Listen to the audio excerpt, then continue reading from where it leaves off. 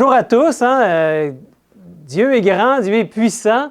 Il y a un message aujourd'hui qui s'intitule « Le criblage du peuple de Dieu et le développement du caractère ». Vous allez voir, il y a comme deux parties à ce message. Au départ, je voulais parler seulement du criblage, mais je pense que ce ne serait pas sage de parler du criblage du peuple de Dieu sans dire ce qui m'apparaît le plus important, c'est que c'est de cette manière que Dieu veut forger notre caractère, veut le développer. Et nous sommes dans cette période du criblage. Je pense qu'on le voit, on le sent. Et ici, il est écrit « le témoignage de la vérité ». Donc, on va voir comment est-ce que Dieu veut cribler. C'est quoi le criblage? D'abord, vous savez, c'est quoi un crible? Quand on veut, à l'époque, aujourd'hui, on ne voit plus ça, mais à l'époque, on récoltait du grain. Puis là, il y avait beaucoup d'impuretés au travers du grain. On ne pouvait rien faire avec le grain s'il n'était pas criblé. Donc, il y avait des tamis qu'on pouvait secouer. Puis, le grain tombait, le bon grain restait. Et il y avait même un ventilateur quand on pouvait tourner, ou avec un ventilateur, faire enlever ce qui était trop léger. Et la paille, sans le vent l'emmenait. Et ce qui était trop lourd, trop gros, tombait plutôt, donc au travers du crible. Donc, c'est l'image que Dieu veut qu'on aille, veut nous donner de ce qu'il va faire. Et là, avant de tomber de voir l'application du criblage, j'aimerais vous partager certains textes que j'ai découverts dans les écrits de notre messagère pour notre époque, Mme White. Donc, certains conseils pour l'Église. Mme White, il lui a été montré qu'il allait avoir un criblage dans l'Église. Elle parle particulièrement de l'Église adventiste. Donc, je vous invite à être attentif à ce qui va être à l'écran. Et je vais le commenter rapidement, puis on va pouvoir ensuite voir les applications de ça. Donc, premier texte dans Conseil à l'Église. Il est écrit « Le jour de purification de l'Église approche à grands pas. Dieu veut un peuple pur et fidèle. Au cours du terrible criblage sur le point de se produire, nous pourrons mieux mesurer la force d'Israël. Les signes montrent clairement que le temps où le Seigneur manifestera qu'il a un van à la main est proche. Il purifiera à fond l'Église. » Le van à la main, c'est le vent qui va enlever, comme je disais, la paille. Donc, qu'est-ce qu'il va faire notre Seigneur? Il va purifier son peuple, son Église. Parce que Jésus lui-même avait enseigné qu'il allait avoir dans son Église autant du bon grain que de l'ivraie qui allait être semé. À un moment donné, avant la moisson, avant le retour de Jésus, il va avoir purifié son peuple. Et j'aimerais vous dire, mes frères et sœurs, que ce temps du criblage est maintenant, est arrivé. On va le voir dans d'autres textes qui vont nous amener, que ce temps-là est maintenant. Nous sommes dans cette période de criblage. Il a commencé son œuvre de purification. Et qu'est-ce qu'il veut? Il veut un peuple pur et fidèle. Vous savez, il y a seulement Christ qui est pur et qui a une fidélité parfaite. Donc déjà, c'est un indice du caractère qu'il veut faire en nous, qu'il veut mettre en nous. Un autre texte ici dans Conseil à l'Église, un petit peu plus loin, nous dit « Je demandais ce que signifiait le criblage que j'avais vu. On me répondit qu'il était causé par le conseil du témoin véritable à l'Église de Laodicée. » Vous savez, c'est qui le témoin véritable? C'est Jésus.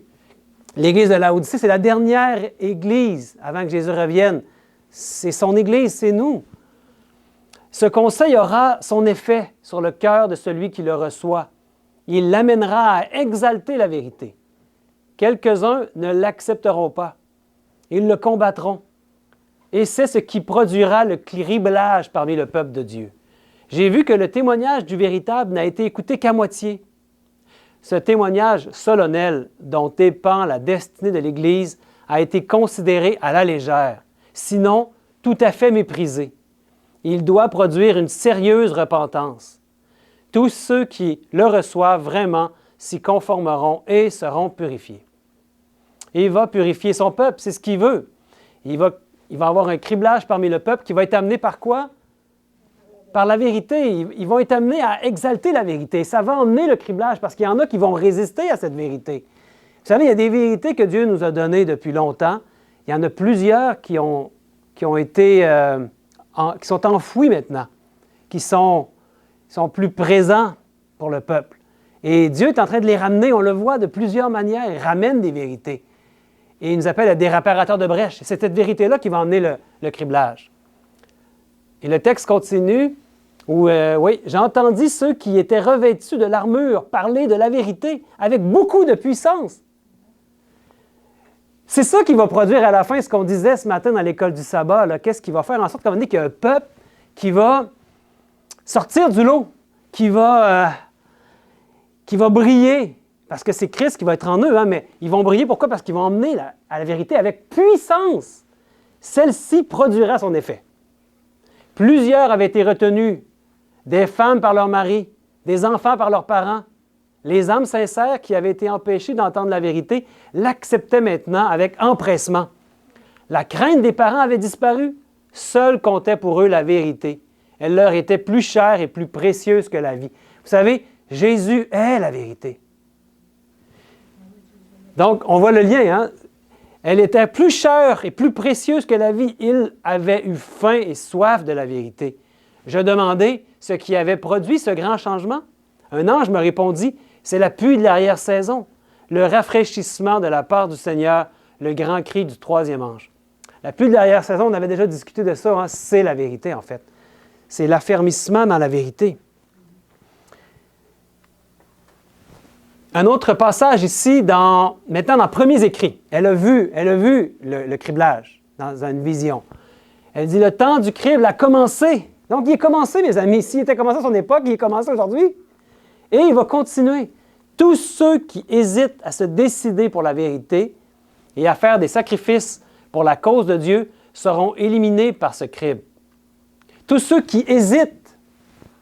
L'ange dit, croyez-vous que le sacrifice est obligatoire? Non, non, il doit être volontaire. Intéressant, vous ne trouvez pas? L'acquisition du champ exige tout ce qu'on a. Je suppliais Dieu d'épargner ses enfants, dont quelques-uns faiblissaient et mouraient. C'est un service, c'est un sacrifice volontaire qu'il nous demande. C'est le culte raisonnable qui nous demande pour nous. Puis il dit,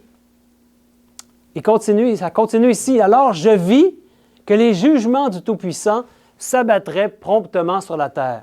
Et je demandai à l'ange d'en faire part au peuple en son propre langage. Il me répondit, tous les éclairs et les tonnerres du Sinaï n'arriveraient pas à émouvoir ceux qui ne sont pas touchés par les vérités de la parole de Dieu. Le message d'un ange ne les réveillera pas non plus. Ça fait penser un peu à l'histoire là, il disait, si Abraham pouvait revenir, même si Abraham était avec vous aujourd'hui et vous témoignerait, est-ce que ça changerait quelque chose dans notre monde? Les gens, ils seraient incrédules. Ils croiraient peut-être, ils ne croiraient pas.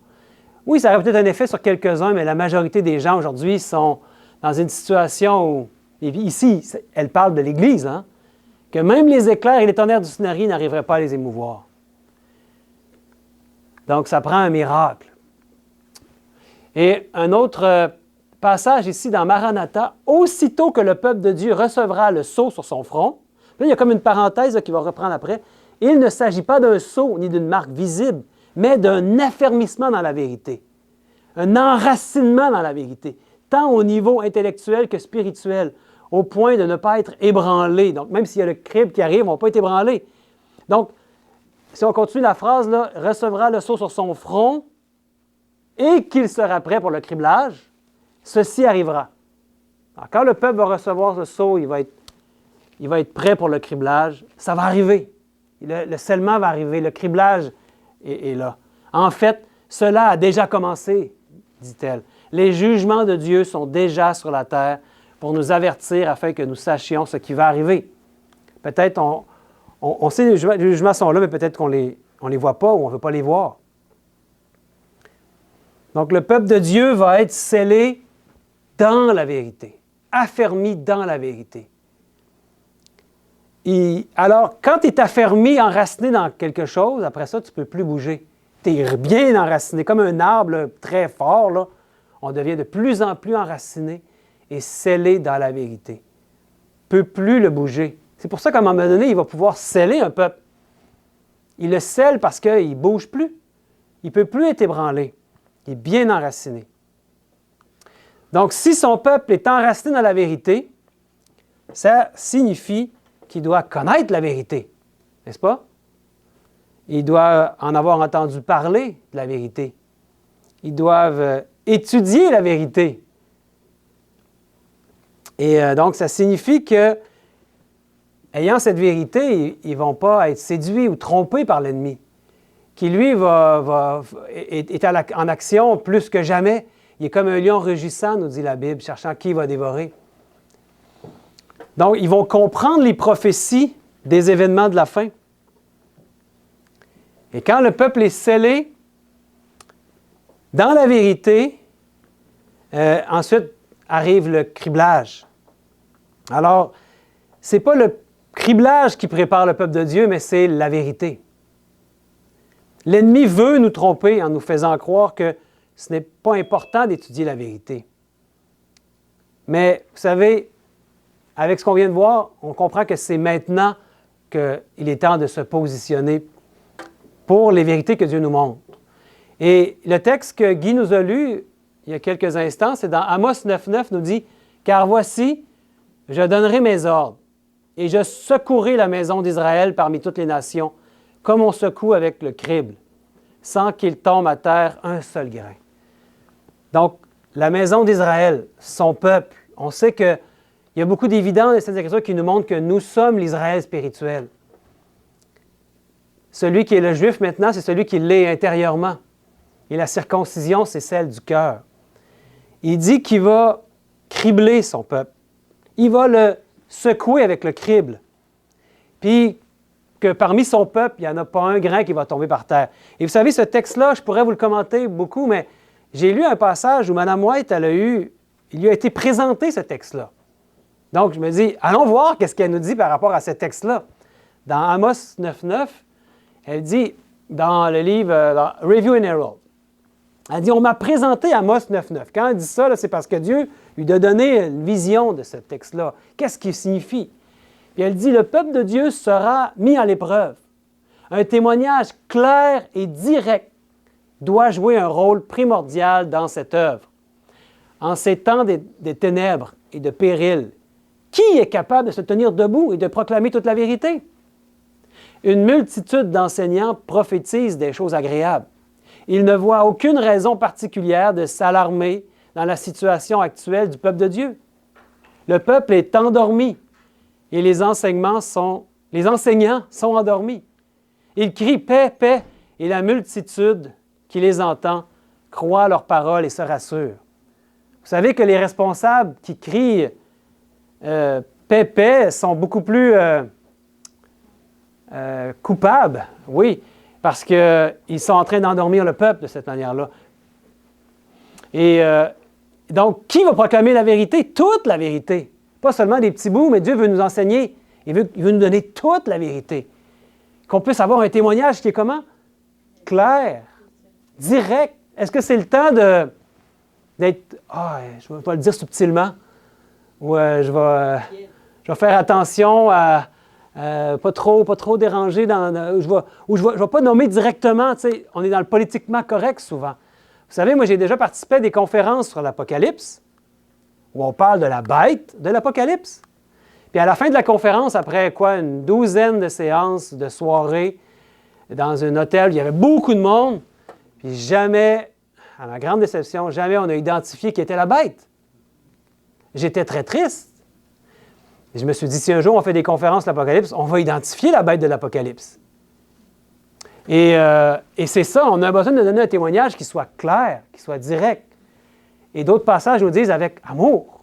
Oui, on peut parler de façon solennelle, avec autorité, mais avec amour, comme Jésus le faisait toujours. Et elle continue, le texte continue. Elle dit, oui, c'est ça, je voulais vous amener que le témoignage clair et direct, c'est le témoignage de la vérité. La vérité, vous savez, elle est plus tranchante qu'un épée à deux tranchants, au point de séparer même l'os et la moelle. Donc, c'est la vérité, ça. Elle est claire, elle doit amener de façon directe et de façon simple. On ne doit pas compliquer les choses. Mais le texte continue. Cela rend d'autant plus nécessaire que les enseignants fidèles rendent un témoignage direct et fidèle. fidèle à la vérité. Hein? Le temps présent est un temps de purification et d'épreuve, un temps de combat et de tribulation. C'est notre époque. La maison d'Israël est passée au crible, comme le blé dans un tamis. Il faut enlever la paille, et cela exigera un travail minutieux pour la séparer des grains. Le regard perçant de Dieu discernera la moindre particule de paille, et pourtant, il ne laissera pas tomber à terre le plus petit grain de blé. Intéressant. Intéressant parce que ici, vous savez, si c'était à des hommes de faire le travail de criblage, on pourrait être en grand questionnement.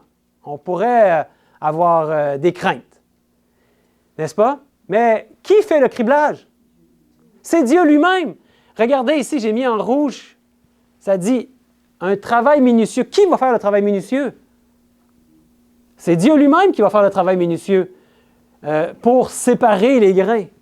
Le regard perçant de Dieu, c'est lui qui discerne les moindres particules de paille. Avec lui est capable d'enlever les impuretés.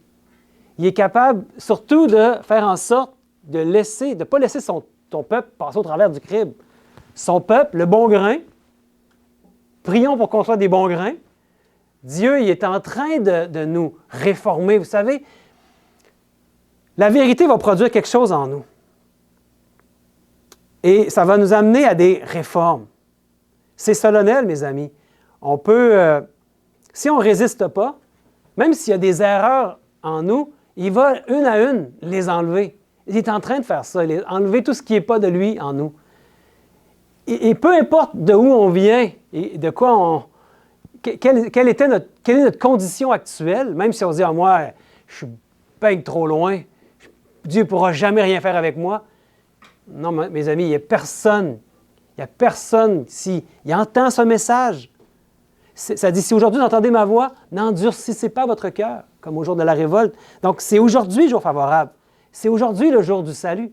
C'est aujourd'hui que Dieu veut nous enraciner dans la vérité de plus en plus. Donc, laissons Dieu faire le travail qu'il peut faire en nous. Regardez la suite. Elle dit, c'est dans un autre écrit, sur le même sujet, elle dit, Jésus et les saints anges rassemblent le peuple de Dieu dans une seule foi, afin qu'ils aient tous un seul esprit et un seul jugement. Tandis qu'ils sont amenés à l'unité de la foi, à s'accorder sur les vérités solennelles et importantes de notre temps, Satan œuvre pour s'opposer à leur progression. Mais oui, l'ennemi est là, lui, pour nous détourner des vérités. Mais Jésus agit par l'intermédiaire de ses instruments pour rassembler et unir. Satan, quant à lui, agit par les siens pour disperser et diviser. Car voici, je donnerai cet ordre, et je passerai au crible la maison d'Israël, parmi toutes les nations, comme on crible le blé dans un crible, et pas un seul grain ne tombera à terre. Il crible sa maison, mais n'ayons pas peur. C'est un travail nécessaire qui doit être fait. Puis elle dit, Dieu met maintenant son peuple à l'épreuve. Le caractère se forge de la manière, de ce qui est en train de se produire, le criblage qu'il fait dans la vérité, ça a comme effet de forger notre caractère. Il veut le développer, le purifier. Les anges évaluent la valeur morale et consignent fidèlement tous les actes des enfants des hommes. Parmi ceux qui se réclament du peuple de Dieu, il y a des cœurs corrompus, mais ils seront éprouvés et affermis. Donc, même si vous dites « mon cœur est corrompu », je vois bien qu'il y a plein de choses qui ne sont pas de Dieu en moi. Mais qu'est-ce qu'il va faire? Il dit, ils vont être éprouvés et affermis. Dieu va les affermir dans la vérité. Ce Dieu qui sonde le cœur de chacun mettra en lumière les choses cachées dans les ténèbres, là où on les soupçonne le moins, afin que les obstacles qui ont entravé la progression de la vérité soient ôtés et qu'il ait un peuple pur et saint pour proclamer ses statuts et ses jugements. Donc, on est mis à l'épreuve, mes amis. Et c'est par le test de la vérité que nous sommes mis à l'épreuve. Et cette épreuve, qu'est-ce qu'elle va entraîner? Elle va entraîner que notre caractère va être forgé. Il est en train de le sculpter, il va le développer de plus en plus, notre caractère. Si on se dit, oh, mon caractère est déjà pur, est déjà parfait, que celui qui est debout prenne garde de tomber. Hein? Donc, aujourd'hui, si on pense qu'on n'a pas de faiblesse, qu'on est sans défaut de caractère, on va voir un peu l'exemple de Pierre dans quelques minutes. faut faire attention, mes amis. On peut prier Dieu qui sonde notre cœur. Et qu'est-ce qui va caractériser le reste? Son peuple à la fin. Oui, tout bon adventiste va nommer Apocalypse 12, 17, qui dit, vous savez qu'est-ce qu'il dit? Le dragon fut irrité contre la femme c'est l'Église, et il s'en alla faire la guerre au reste de sa postérité, à ceux qui gardent les commandements de Dieu et la foi de Jésus. Bon, on pourrait se dire, c'est ça qui va caractériser le reste. Ils vont garder le sabbat. Puis là, on s'arrête là. Ah, les commandements de Dieu, la foi de Jésus, puis on ne sait pas trop qu'est-ce que ça veut dire, la foi de Jésus, mais bon, moi j'ai foi en Jésus. Puis on pense que c'est suffisant. Mais avec ce qu'on vient de voir, et c'est vrai que c'est important, la loi de Dieu, qui veut écrire dans notre cœur. Hein? Le sabbat aussi est très important. C'est un signe distinctif entre son peuple et lui. Mais le sabbat ne peut pas vous sauver.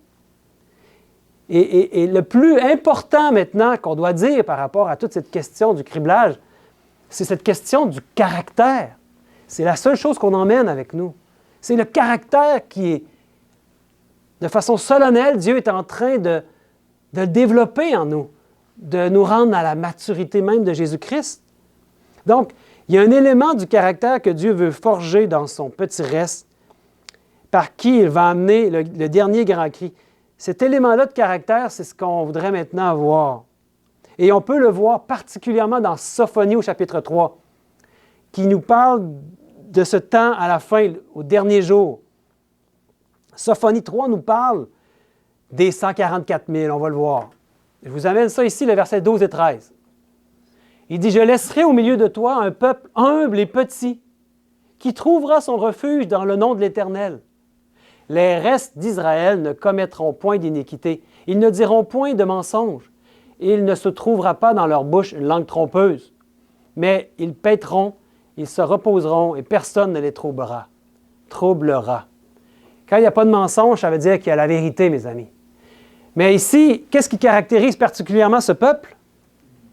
Un peuple petit, oui, mais humble. Intéressant.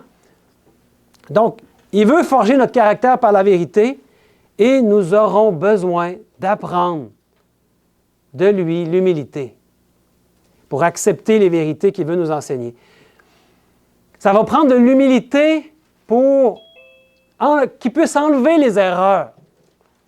Ça va prendre de l'humilité pour accepter les vérités qu'il nous montre. Peut-être que les vérités qu'il nous montre nous bousculent.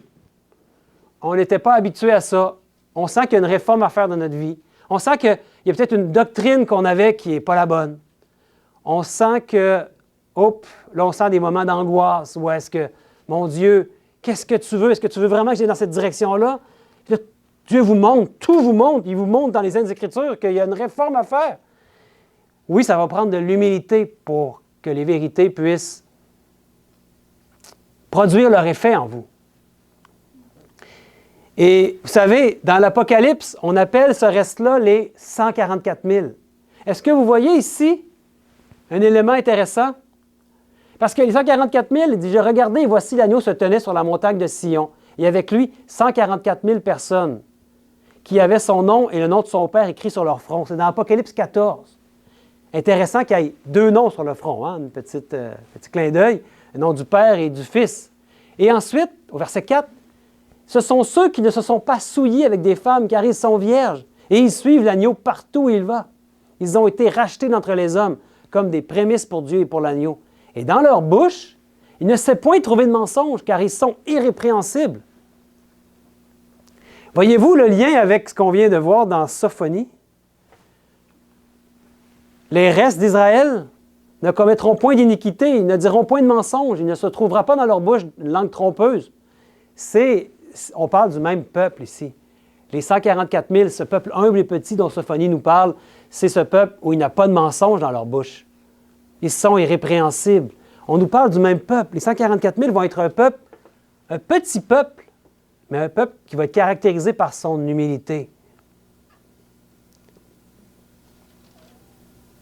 Donc, si on veut vraiment connaître et comprendre quel est le caractère qu'il veut forger en nous, on va avoir besoin de l'humilité. Puis on a besoin d'étudier le caractère de notre Sauveur.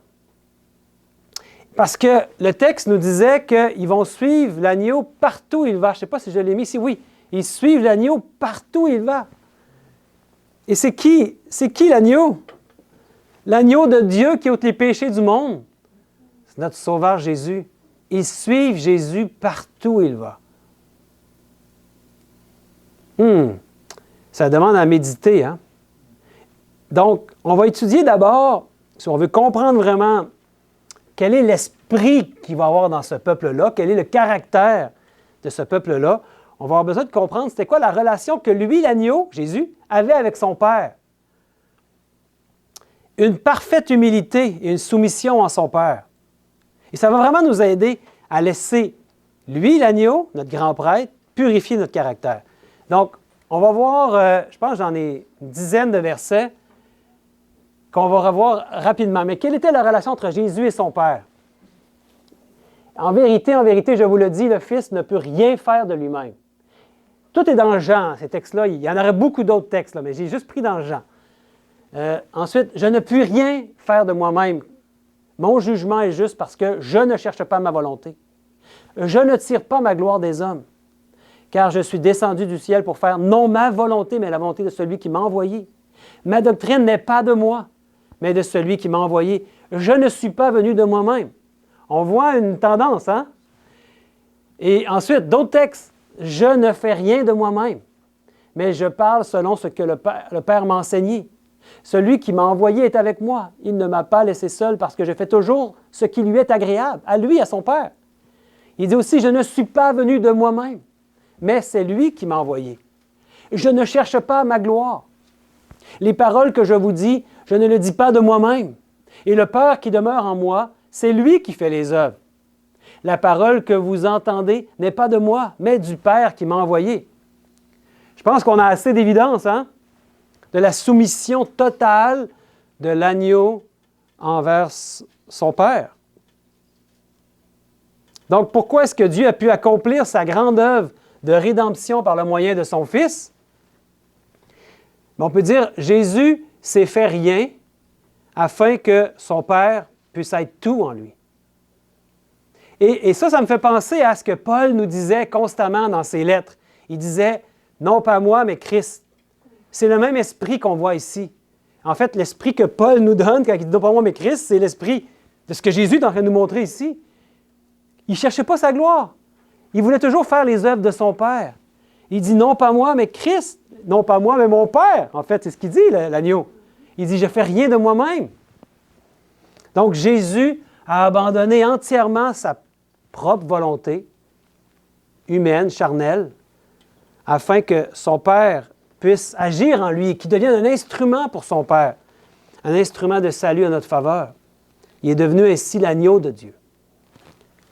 Oui, il est devenu un agneau. C'est peut-être vous poser la question, comment ça se fait que Dieu a choisi un agneau pour représenter son Fils? Un agneau. Y a-t-il un animal plus... Comment on pourrait le qualifier? Ben, beau, oui, mais doux? Dépendant, oui, on peut dire. Dépendant de son père et doux.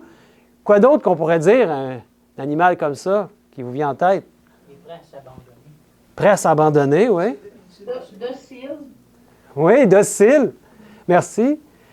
Il se laisse égorger sa Oui, puis vous savez, l'agneau, c'est pas pour rien qu'il prend l'agneau aussi, c'est parce que ça fait référence au sanctuaire. Vous savez qu'il y avait un agneau matin et soir qui devait être sacrifié, le sacrifice perpétuel, le sacrifice quotidien. Jésus est notre sacrifice quotidien. Hein? Donc, sans défaut devait être l'agneau dans le sanctuaire. Il était sacrifié matin et soir.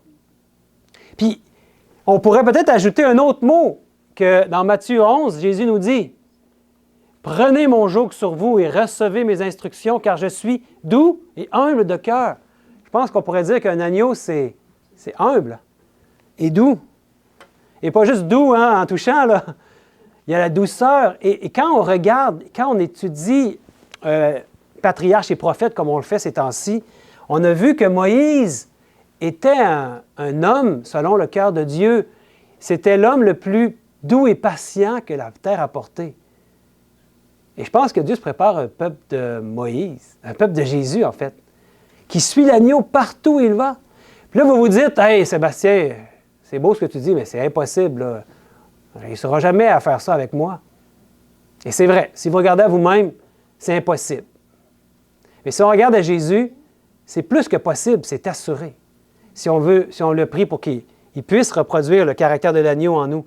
En fait, l'humilité, c'est le secret derrière la rédemption. Le fait que Jésus a réussi à nous sauver, c'est parce qu'il a accepté d'être rien ou de se faire rien pour que son Père soit tout en lui. Si lui le fait, qu'est-ce que ça en est pour nous? Lui qui est le maître. Donc, pourquoi on peut dire ça? Bien, dans Philippiens 2, un beau texte que Paul nous amène, il dit « Ayez en vous les sentiments qui étaient en Jésus-Christ ». C'est quelque chose que j'essaie de dire dans mes prières à chaque matin, ça. Qu'on puisse avoir les mêmes sentiments que Jésus. Il dit « Lequel existant en forme de Dieu n'a point regardé comme une proie arrachée d'être égal avec Dieu, mais il s'est dépouillé lui-même en prenant une forme de serviteur, en devenant semblable aux hommes et ayant paru comme un simple homme. Il s'est humilié lui-même, se rendant obéissant jusqu'à la mort, même jusqu'à la mort de la croix. C'est pourquoi aussi Dieu l'a souverainement élevé, il lui a donné le nom qui est au-dessus de tout nom. » Jésus était revêtu d'humilité. Puis l'humilité, en réalité, c'est la disparition du moi, notre ego.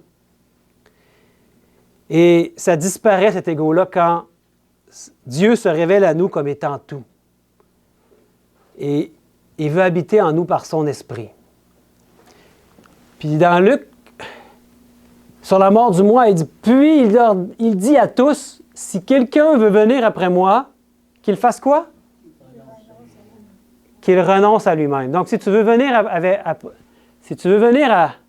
à Dieu, si tu veux le suivre, autrement dit, si tu veux suivre l'agneau partout où il va, c'est-tu en faisant des discours très éloquents? Est-ce que c'est en allant distribuer des pamphlets partout? En donnant des livres à grande controverse? C'est bon de faire ça, là. Est-ce que c'est en priant plus 2 heures par jour? Ça serait encore mieux. Je veux dire, tout ce qu'on pourrait faire. Je veux dire, qu'est-ce qu'on peut ajouter au sacrifice de Christ? Est-ce qu'il reste des choses à ajouter à son sacrifice? Rien. On ne peut rien ajouter. C'est 0% mes mérites, 100% les tiens, les siens.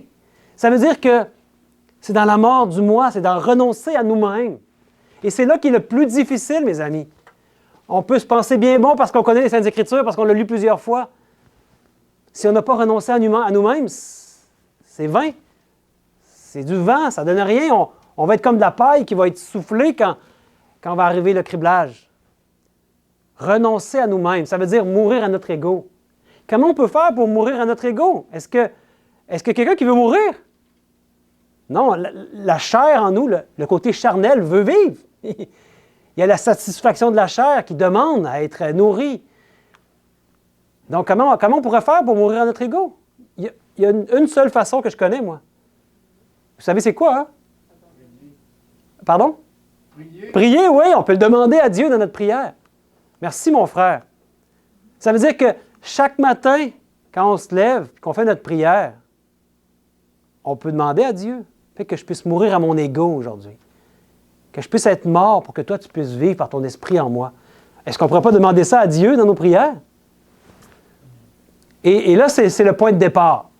Peut-être qu'on n'arrive pas à faire ça parce que ça prend de l'humilité pour dire non pas moi, mais Christ. Ça prend de l'humilité. C'est ça que ça prend pour qu'il puisse forger le caractère qu'il veut forger en nous. Donc, si vous ne savez pas par où commencer dans votre vie de chrétien, commencez sur vos 2 genoux. C'est là qu'on pourrait passer du temps à dire non pas moi, mais Christ. Pour moi, c'est le seul chemin. Quand vous voyez le sanctuaire, là, dès qu'on franchissait la porte, on arrivait sur quoi? Pour ceux qui connaissent le sanctuaire. Avant le lieu saint, dans le parvis, il y avait 2 mobiliers. Il y avait l'autel des sacrifices. Remarquez que l'autel des sacrifices n'est pas en premier. En premier, ce n'est pas la cuve d'ablution des pieds qui arrive en premier, ou le lieu saint ou très saint. C'est l'autel des sacrifices. Ça représente quoi pour nous, ça? Mourir à notre ego. C'est la première chose. Quand on accepte Christ, lui, il est la porte. On entre par la porte. Il est la porte dans le sanctuaire. On entre dans le parvis. Et c'est quoi la première chose qu'on doit faire? Mourir. Mourir à notre ego. Ce n'est pas juste une fois dans une prière. C'est chaque jour, mes frères et sœurs. Chaque jour qu'on doit lui renoncer à nous-mêmes. Et quand il va nous présenter des vérités, ces vérités-là vont peut-être nous bousculer, mais on est mort. On dit, mais mon Dieu, toi, tu vas faire la réforme en moi qui doit être faite. Toi seul peux le faire. Donc, le renoncement continuel à soi-même, c'est ça qui va caractériser ce peuple qu'on appelle les 144 000, ce peuple humble et petit. Puis Dieu va avoir réussi à purifier leur caractère. Et n'oublions pas qu'ils vont suivre l'agneau partout où il va, parce qu'ils ont été rachetés d'entre les hommes comme des prémices pour Dieu et pour l'agneau, comme on l'a vu dans Apocalypse 14, 4. Puis, avant de terminer, on va regarder qu'est-ce qui s'est passé avec Pierre. Je vous avais dit qu'on parlerait de Pierre. Hein? Parce que Pierre, il se pensait capable. Hein? Il avait dit à Jésus, ce que tu as dit, là, que tu vas mourir, là, que tu vas aller en tout cas, que tu vas devoir être passé par la mort, puis tu vas ressusciter. En tout cas, lui, c'était surtout la mort. Il ne voulait pas que son sauveur s'en aille. Il ne voulait pas le perdre. Il a dit ça ne t'arrivera pas. Puis il était bien sûr de lui. Et qu'est-ce que le Seigneur lui a dit? Est-ce qu'il y en a qui se souviennent qu'est-ce qu'il a dit à Simon? Oui, c'est ça. Seigneur dit, Simon, Simon, Satan vous a réclamé pour vous passer au crible comme le blé. Donc, Satan nous réclame. Lui, il veut nous cribler. Il veut nous éliminer. Il ne veut plus qu'on soit dans le peuple de Dieu. Et Dieu n'aimerait pas qu'on passe par ce chemin-là. C'est un chemin difficile que Pierre a eu. Puis, on va voir en terminant, ce que Mme White nous dit par rapport à ce texte-là pour bien le comprendre. Qu'est-ce que ça veut dire? Avec ce qu'on vient de voir aujourd'hui, on a une bonne idée. Elle dit, dans Youth Instructor, si Pierre avait marché humblement avec Dieu, bon, le problème, hein, l'humilité, se cachant en Christ, s'il avait sincèrement recherché l'aide divine, s'il avait été moins sûr de lui, s'il avait reçu l'enseignement du Seigneur et l'avait mis en pratique, il aurait veillé à la prière, œuvrant à son salut avec crainte et tremblement. S'il s'était examiné attentivement, le Seigneur lui aurait accordé son aide divine et il n'aurait eu nul besoin de l'épreuve que Satan lui aurait imposée. L'ennemi ne peut vaincre, mes amis, l'ennemi ne peut vaincre l'humble disciple du Christ. Je trouve ça formidable. Celui qui marche dans la prière devant le Seigneur. Christ s'interpose comme un abri, un refuge contre les assauts du malin. C'est formidable. C'est formidable parce que on nous parle de l'humilité. S'il avait marché humblement, s'il avait été moins sûr de lui, bien, l'ennemi n'aurait pas pu le vaincre.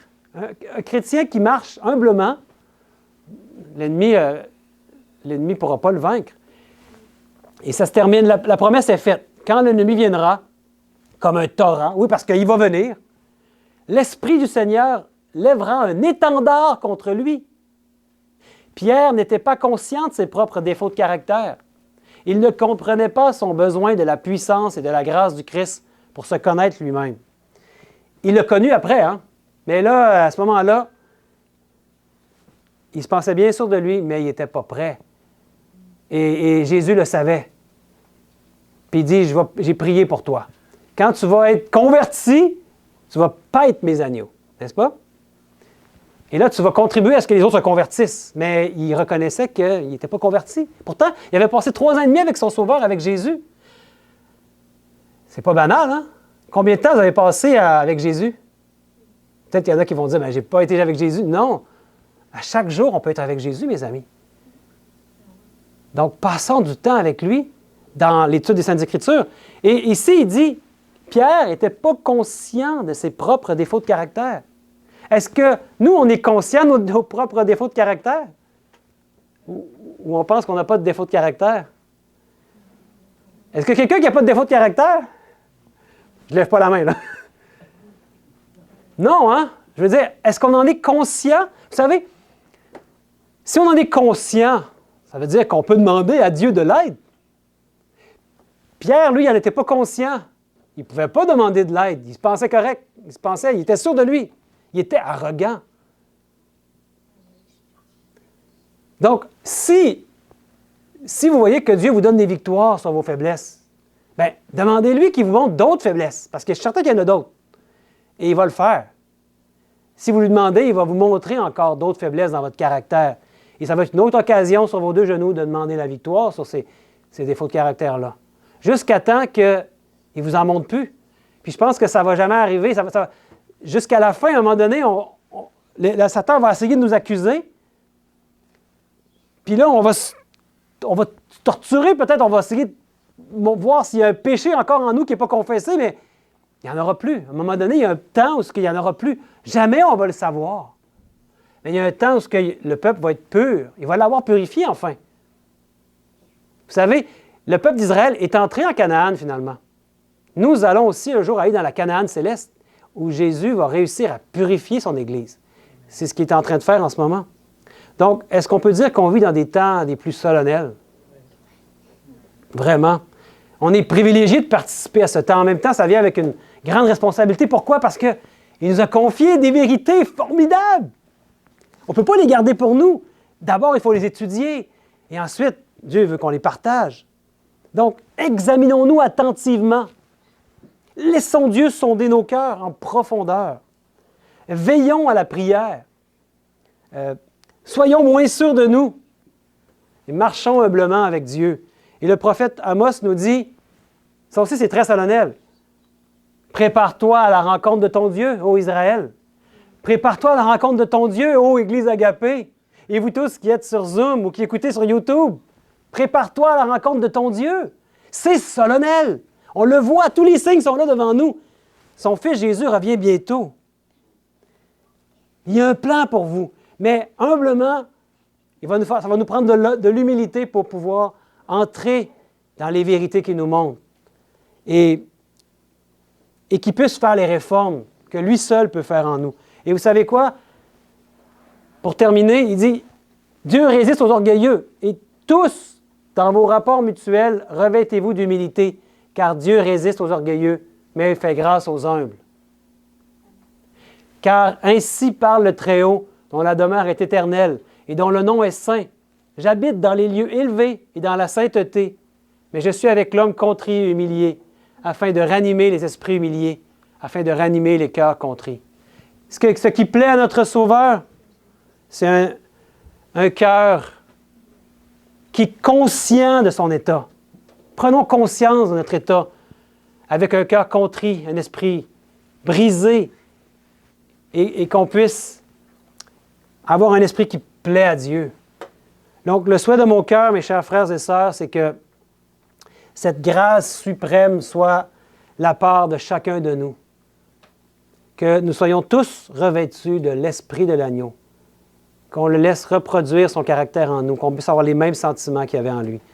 Que nous puissions, chaque jour, nous agenouiller au pied de la croix. C'est l'endroit le plus élevé que nous puissions être sur cette terre, au pied de la croix de Jésus, dans nos prières, à contempler l'amour de Dieu qui a donné son Fils, qui lui est devenu péché pour nous.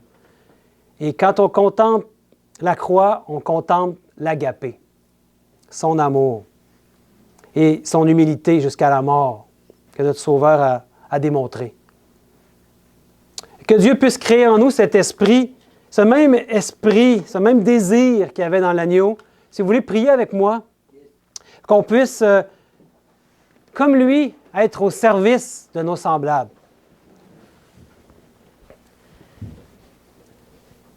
Bon Père éternel, bon Père, nous vivons dans une époque solennelle. Bientôt, ton Fils Jésus va revenir et il nous a dit de nous préparer à te rencontrer, mon Dieu, et ton Fils Jésus qui vient nous chercher. Bon Père, toi seul peux réformer tout ce qui a réformé en nous. Si on regarde à nous-mêmes, on voit bien qu'on ne peut pas y arriver. On veut te laisser faire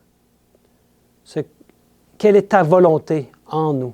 Que l'on puisse renoncer à nous-mêmes et démontrer cette humilité qui caractérisait l'agneau, ton Fils, que l'on veut suivre partout, mon Dieu. Et on te prie que nous puissions avoir cette humilité pour que, quand tu nous présentes des vérités, nous puissions les accepter avec joie, même si ça demande de renoncer à certaines choses ou à faire des réformes dans nos vies. Bon Père, tu as commencé une œuvre à chacun de nous et c'est toi qui vas la terminer. Et je te prie que tu puisses nous remplir de ton agapé, de ta paix et de ta joie, au nom et par les mérites de Jésus. Amen.